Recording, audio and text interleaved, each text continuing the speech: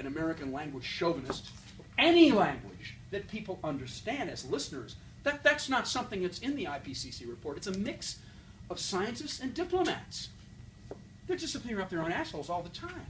It's not, but they had, to their credit, they had some panels, which I witnessed, and they're on YouTube, where they were pleading for people. Take this into your lives. Take this down your main street. Take this into your songs. When I was a kid, singer-songwriters and comedians were the people that heralded new culture. We don't seem to have that now. When I was a kid, that's the way it happened. You waited for Richard Pryor and Andy Kaufman. You know, you waited for Joe Strummer and The Clash and Public Enemy. You waited for these people. And they came out and they said it to you. And you carried it. We're not, nobody's giving us the baton right now. Am I wrong?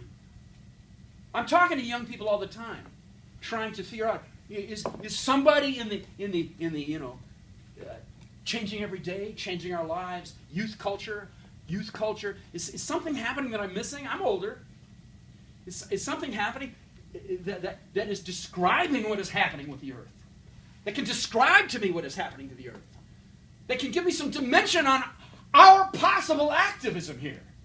Because I have a 3-year-old child, and I am seriously demanding that something happen. This is not a performance. This is not being clever. This is not having a position in a graduating, moving forward art form. Fuck the arts. Fuck performance. None of that matters except as a vehicle for us to talk to each other and translate that report. Because those 5,000 naturalists, they're in big trouble because they thought they were artists. They had a name, a label for themselves. I'm a scientist. Now they can't talk to us. That's a big trade-off. They just traded in their ability to be effective on any level. And they're the only people that really can tell us what it means when there's no Arctic ice left. Now accelerating. Just a few years there'll be no Arctic ice through the wintertime up there. That means the methane is going to release from the permafrost. That is what happened in the third great mass extinction, when 95% of all the life on the earth went away, died.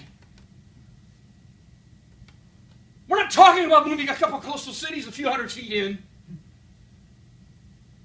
We're talking about the Lake of Hellfire. The Lake of the Hellfire is a human invention. We made it up. It's a fiction. Religion is a fiction. It's art. It's science. We made it up. It doesn't exist.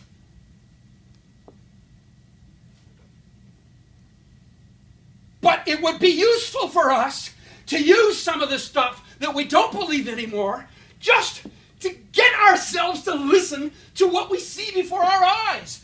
We're on fire. The globe is warming up. It's a kind of hell.